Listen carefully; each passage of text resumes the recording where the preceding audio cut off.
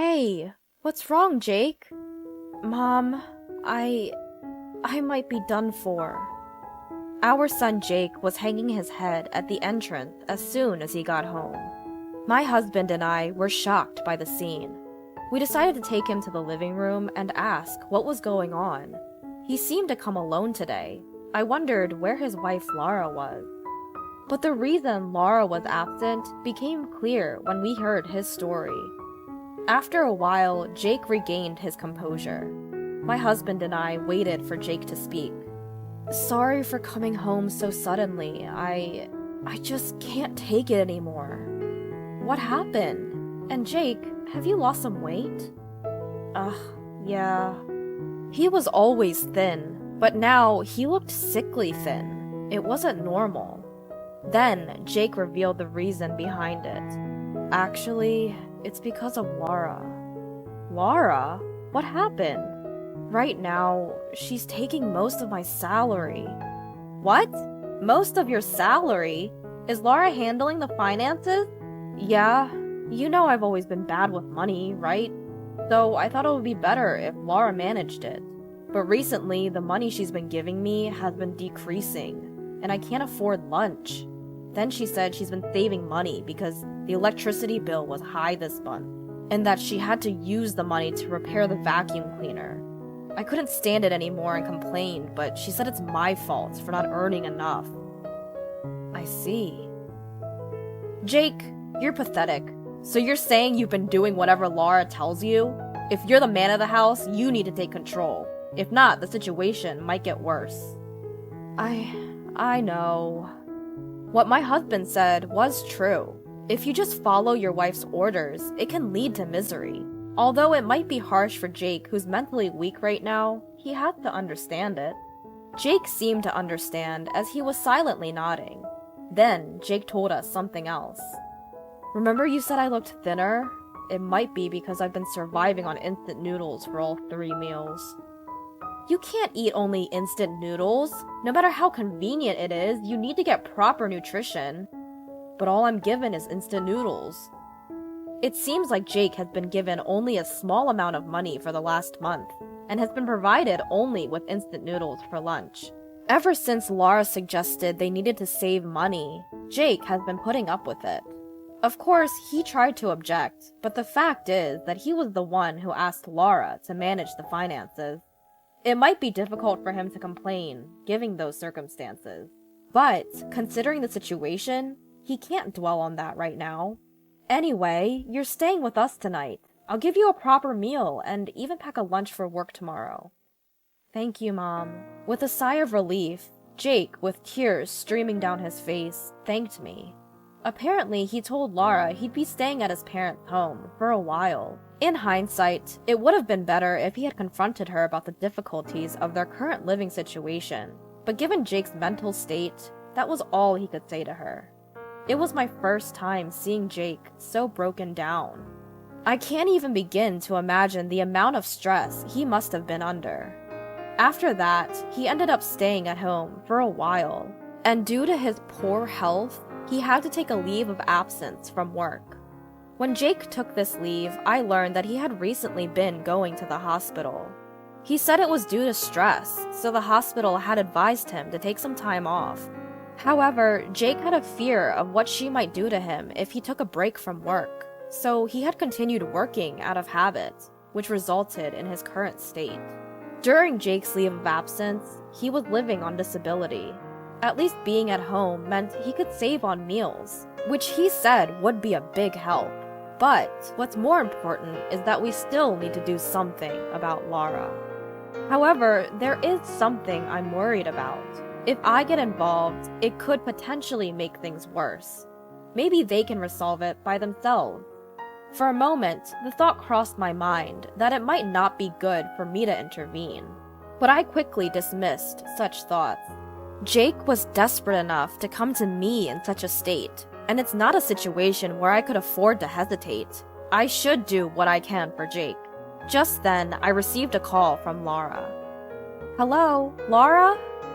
It's been a while, hasn't it, Isabella? Jake's there with you, isn't he? Could you tell him to come home?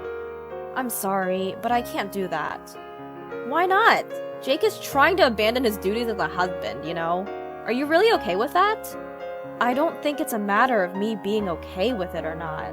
If I just send him back, I don't think it will solve anything fundamentally. How about we set up a meeting to talk about this in the near future? And not just with me, but with your parents as well. So we could all sit down and discuss this. Oh, is that so? I see. So you're not planning on sending Jake back, are you? Understood. I have some ideas too then. We'll talk again soon. With that, Laura hung up the phone. She has some ideas. That phrase stuck with me. What could Laura possibly be planning? Several anxiety-filled days passed.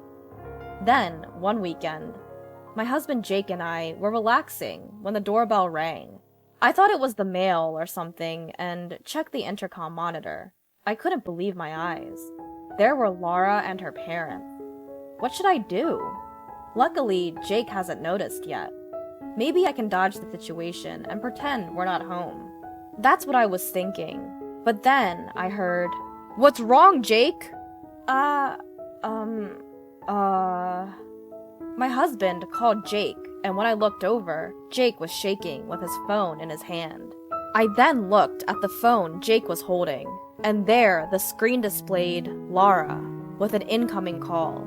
Jake seemed to be having a reflex of rejection. He couldn't answer the phone. So with Jake's permission, I answered the call. "Hello? Oh? Why are you answering the phone?" "Jake is not feeling well today, so I picked up the phone for him." "I see. In that case, I'm worried. So please, let us visit while we have our discussion. We're outside your house right now."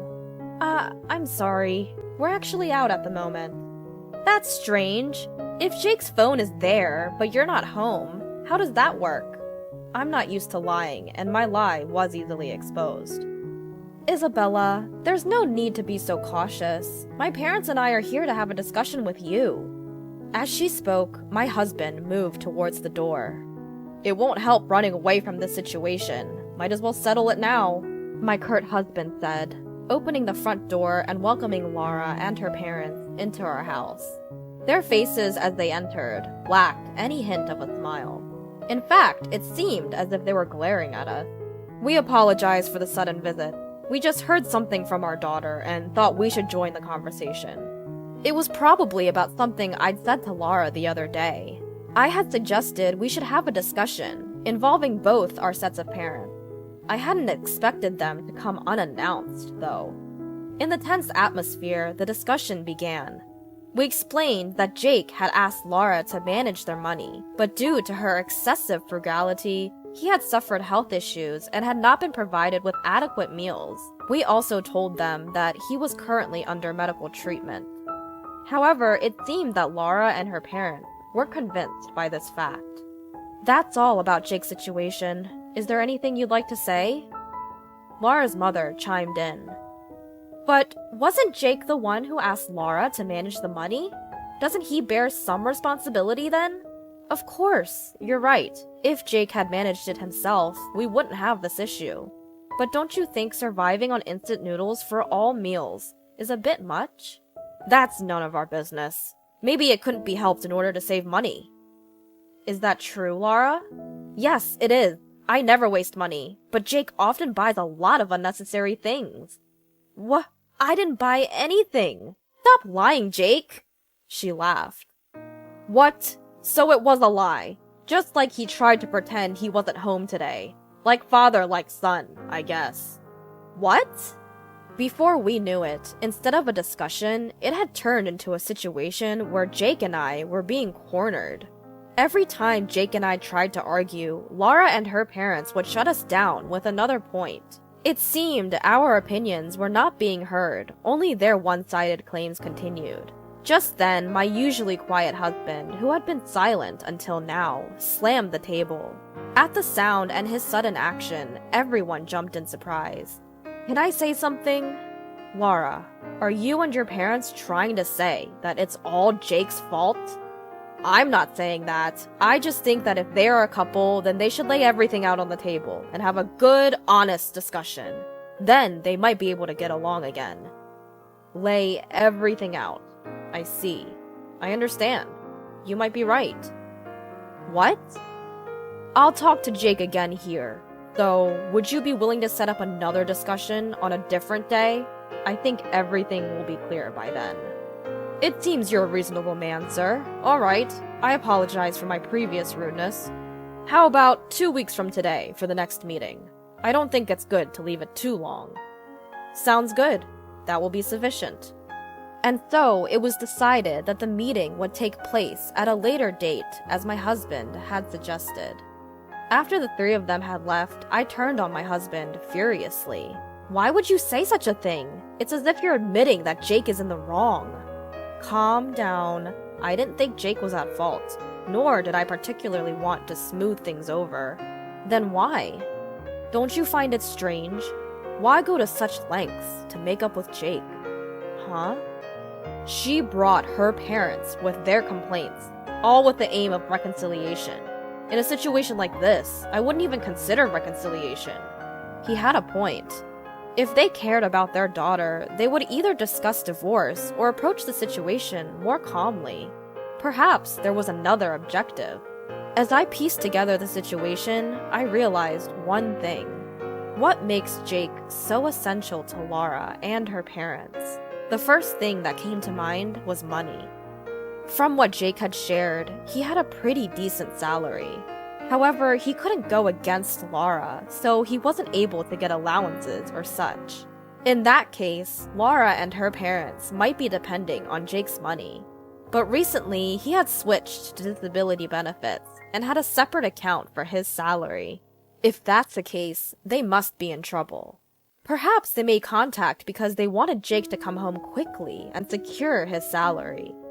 After discussing with my husband, we reached that conclusion and immediately told Jake. Jake, if this continues, you'll be drained by that family. I think it's better to make a decision before that happens. I'm sorry, but this is something only you can decide. So think it over carefully. I understand. It was a hard decision, but Jake also had to move forward. Making decisions for oneself is crucial. About a week later, Jake came to a conclusion. Mom, Dad, I'm getting a divorce. My husband and I embraced Jake, honoring his decision and the courage it took. It wasn't an easy thing to do. He must have thought about various things. Whether this is the right decision or not, we don't know. But we will understand as we continue to live. At least, I thought it was a good decision. Then, we started helping Jake prepare for the divorce. We had to push the meeting back a little because it didn't seem like we would make it in 2 weeks. So, we told Laura's family. They made some snide remarks, but knowing that this relationship would soon be over made it bearable. Once everything was ready, we sat and waited for their call.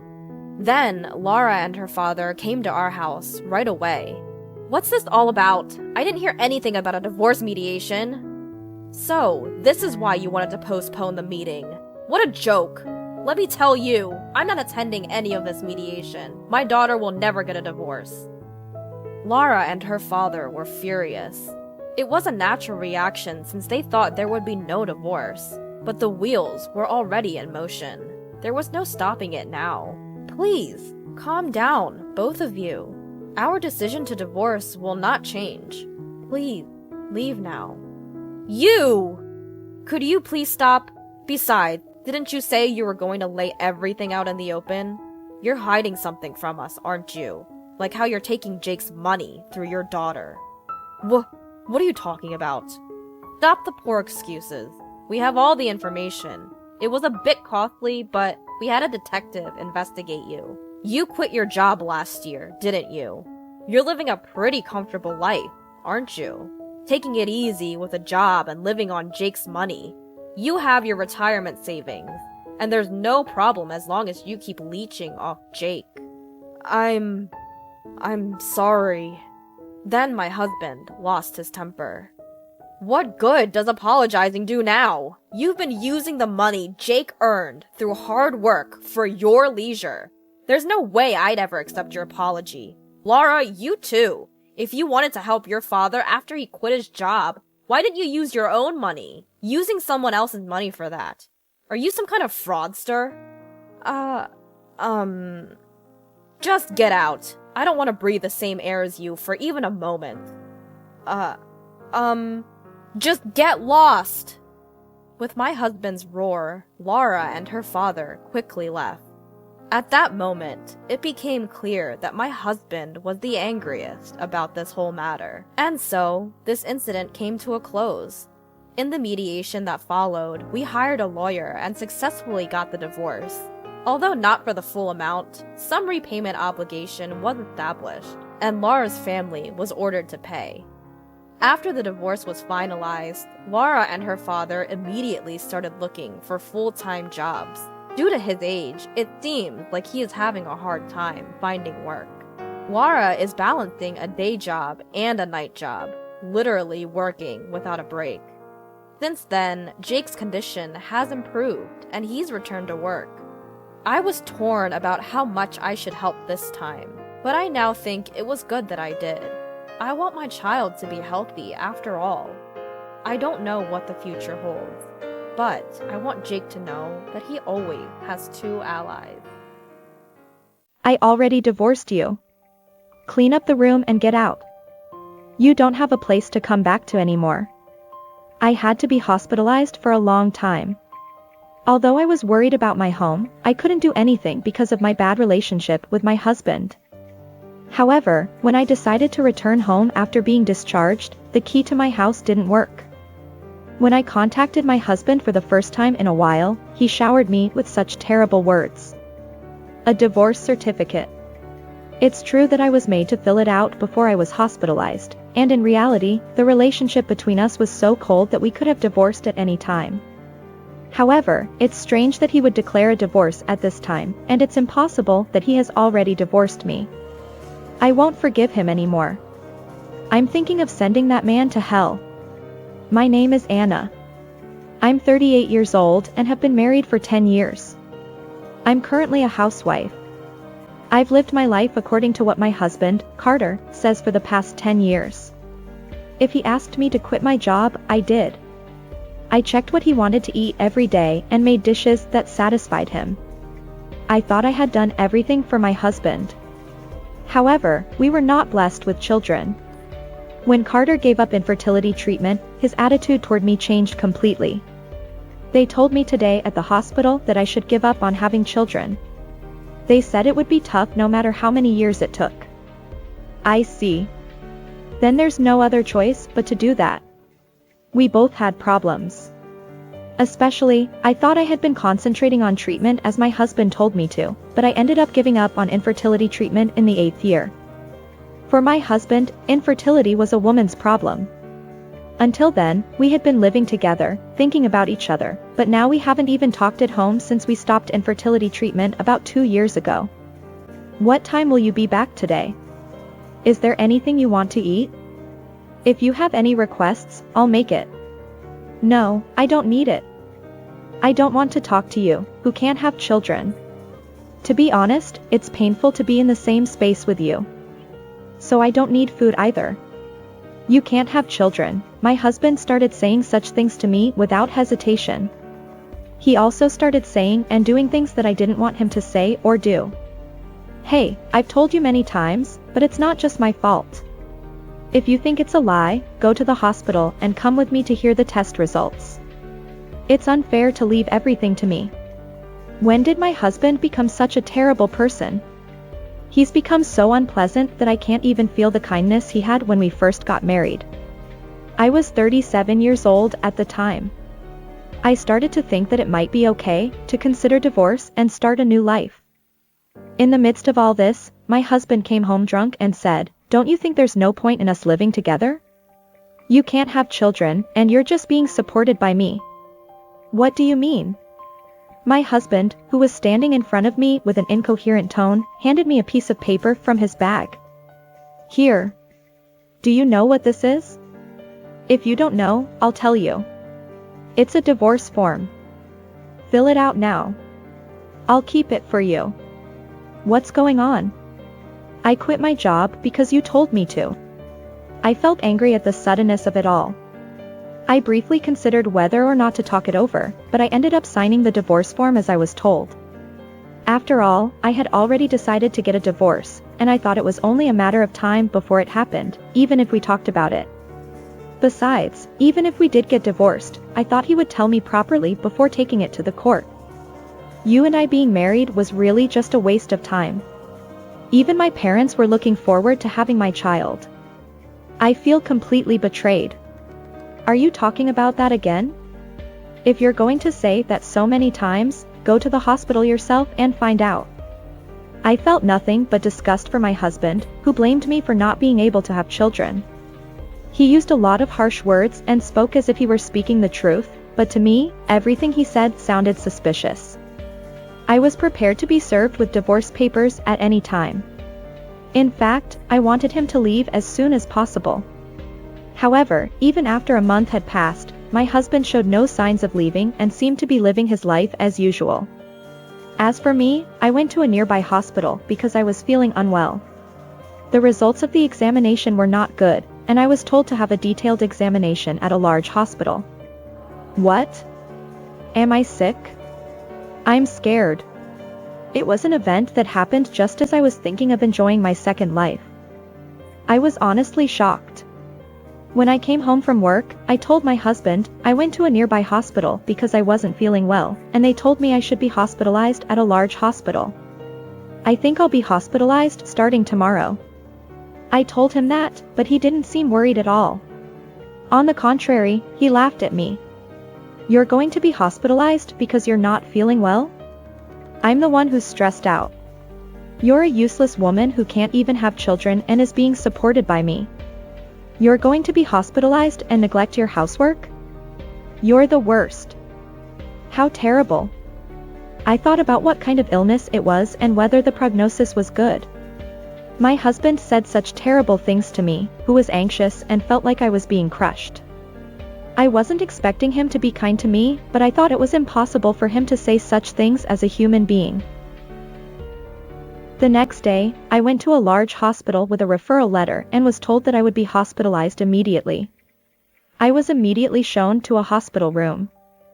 How long do I need to be hospitalized? I had brought my luggage with me because I was prepared to be hospitalized, but I was so anxious that I asked the nurse in charge.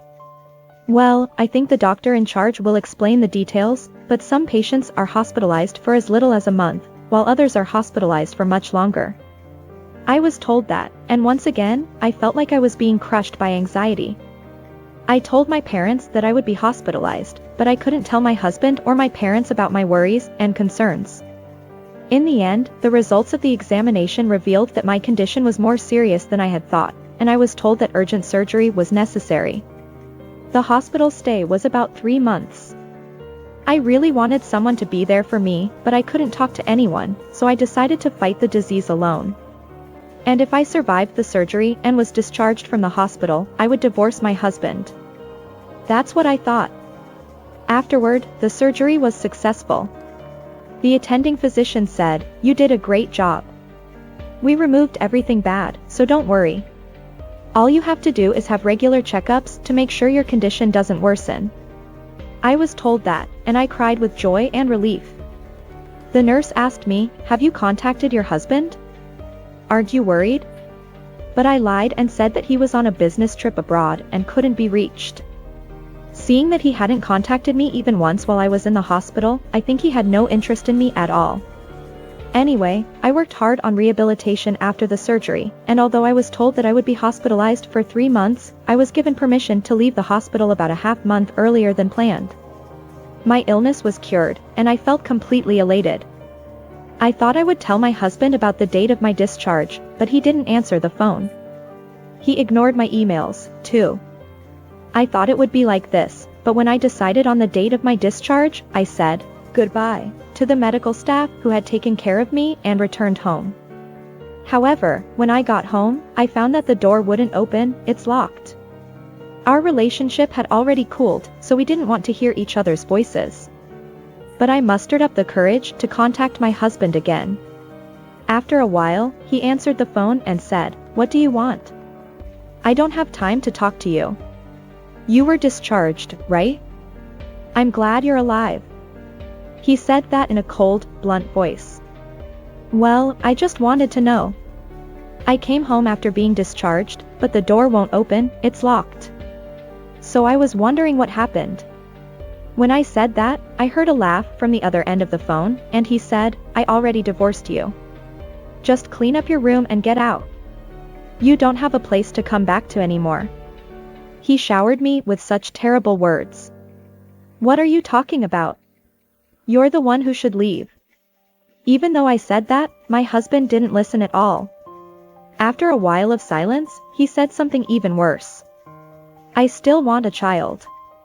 Because you can't have one, I found another woman.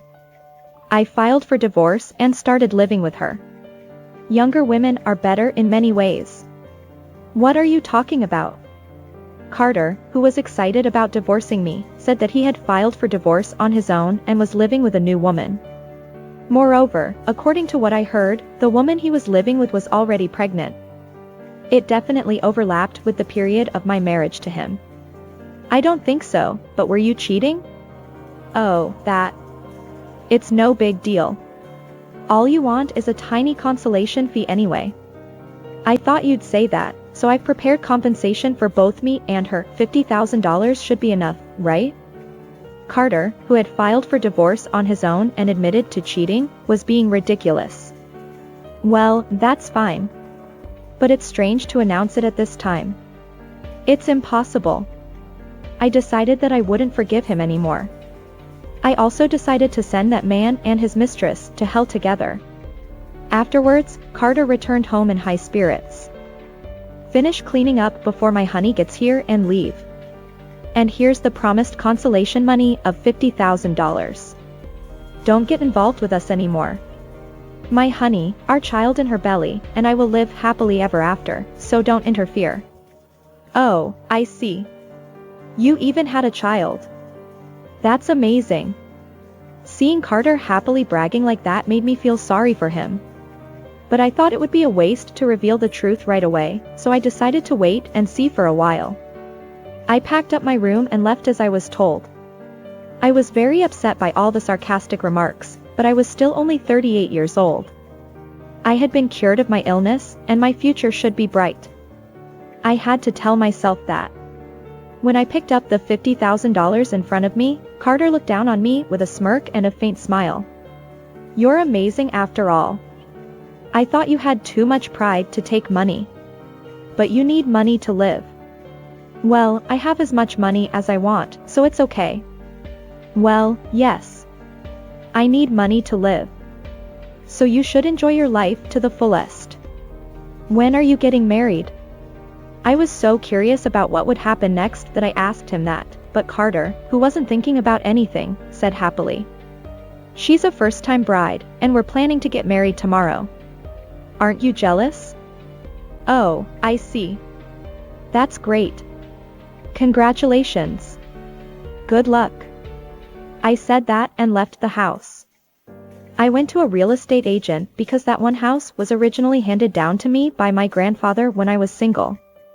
I don't know why he treated it like his own property, but I decided to sell the house and drive the two of them who were pretending to be happy out. That was my first revenge. When I went to a real estate agent, he said, "What? Are you going to sell it?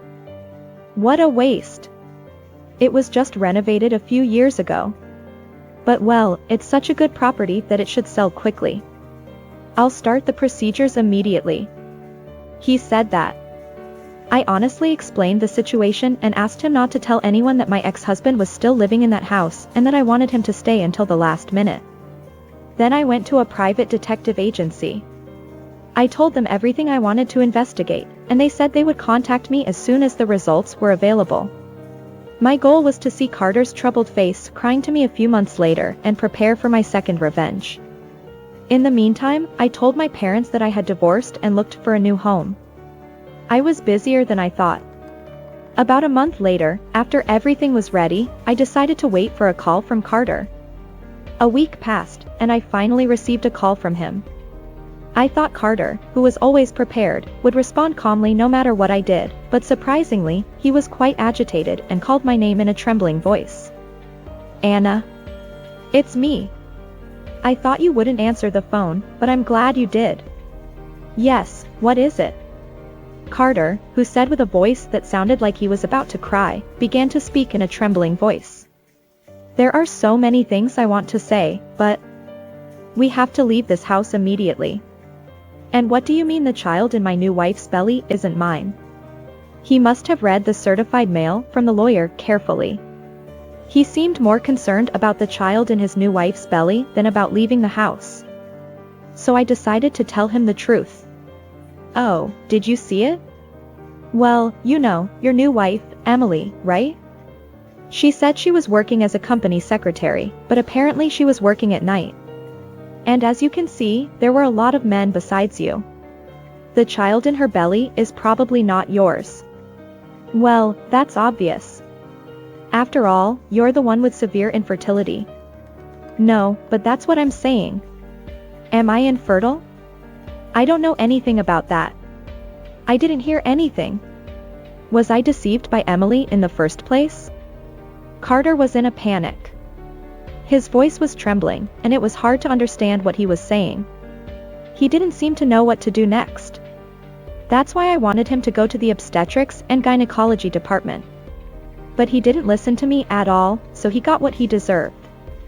Anyway, I decided to confront Carter with reality and explain everything to him one by one. First, the house he was living in was my property, and a buyer had been found, so he had to leave immediately. Second, his new wife had many other partners besides Carter, some of whom were married. Third, Carter himself was infertile, so there was a high probability that the child in Emily's belly was not his. I explained all of these things in detail, using the results of the investigation as a guide. What? What am I supposed to do now? I've already given Emily tens of thousands of dollars. Instead of listening to me, he started explaining the damage he had suffered. To be honest, I didn't care about his story. It felt like he was the one who was at fault for being obsessed with a young woman. And then I said to him as the finishing blow, didn't Emily have 2 or 3 married partners among her boyfriends? I was wondering what to do, so I sent the results of this investigation to that person's wife. I also sent it to their company. I think you will receive compensation claims from them soon, but good luck. What are you doing? You don't have to do that. What do you have against me? Please stop. Carter was almost crying, but he was still appealing to me. I had been patient with him for over 10 years to make him suffer like this. I didn't even feel sympathy for him, no matter how painful, sad, or frustrating he looked. Rather, I felt like he should fall into more hell. Hey, I know it's convenient to say this now, but why don't we get back together? We were originally a loving couple, so I think we can reconcile if we talk. What? Are you stupid? Carter, who had completely lost his mind, proposed to get back together. I couldn't even imagine such a thought process, so I was disgusted. And not only did I not want to get back together, but my revenge wasn't over yet. No matter how much you cry or scream, I have no intention of forgiving you. And I don't think anyone will help you. I've exposed everything to your family, and of course I've exposed everything to your company. You must be kidding. Did you really go to my parents and tell them? How much do you want to hurt me? Finally, Carter broke down in tears. I won. That's how I felt. Your parents were also completely bewildered by what you were doing. And they were surprised that you didn't report that you had divorced and remarried a cute woman. No, there's a reason for that. I was going to tell them someday. I had always thought that my in-laws had avoided me because I couldn't have children, but when I went to greet, apologize, and report to them when I divorced this time, I learned that my in-laws, especially my mother-in-law, were very worried about me. I heard you gave up on infertility treatment. It must have been hard, right? Actually, I also overcame years of painful treatment before I was blessed with Carter. I told him that many times, but it seems like he was saying terrible things to you, Anna. I'm really sorry. That stupid son of mine. He's the worst for not appreciating such a hardworking wife. I don't think of him as my son anymore. He's disowned. Both of them were so red-faced that they supported me.